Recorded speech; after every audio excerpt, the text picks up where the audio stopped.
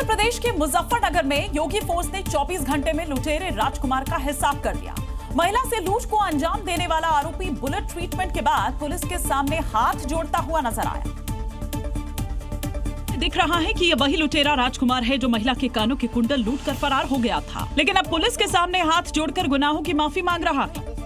जो महिला के कान कुंडल तूने खींचे थे ना, मेरे साथ और कौन था? दूसरा कौन था? संजू कौन है?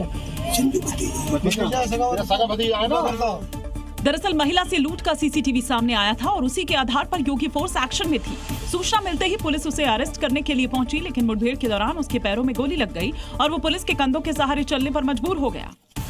तमंचा 315 बोर, एक जिंदा खोखा कारतूस, दोनों कान के कुंडल बरामद हुए हैं। इसके ऊपर लूट जैसे 4 गंभीर मुकदमे दर्ज हैं।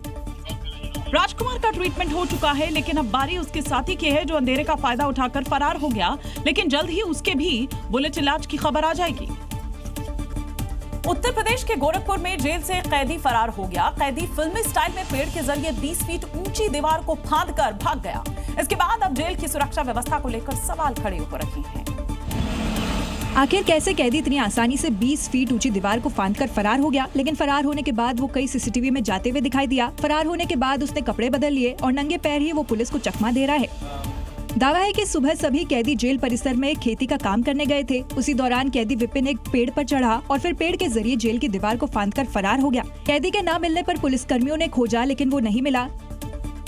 बाकी पुलिस ऑलरेडी उनके पीछे लगी हुई है। बाहर के सीसीटीवी कैमराज हम लोग चेक करवा रहे हैं, कुछ जगह से उनके फुटेजेस देखे गए।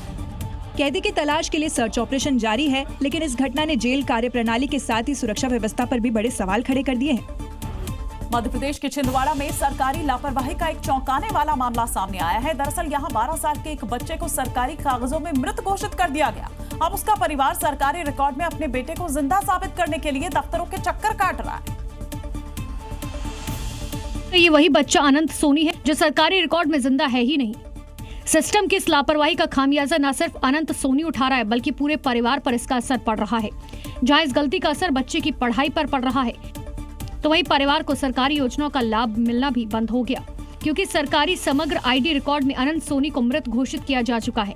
पिछले 1 साल से उसका परिवार बेटे को कागजों में जिंदा साबित करने के लिए पंचायत से लेकर जनपद पंचायत और अन्य सरकारी दफ्तरों के चक्कर काट रहा है। 1 साल से हम लोग कागज के दस्तावेज के लिए परेशान हैं। इसको आईडी में मृत घोषित कर दिया गया है, जिसकी शिकायत पंचायत में भी करा गया, जिला पंचायत में भी करा गया। कलेक्टर ने शिकायत करे तो उसकी कोई कार्रवाई नहीं हुई। और परिवार की मांग है कि इस लापरवाही को न सिर्फ सुधारा जाए, साथ ही जिम्मेदार अधिकारियों और कर्मचारियों के खिलाफ कार्रवाई हो।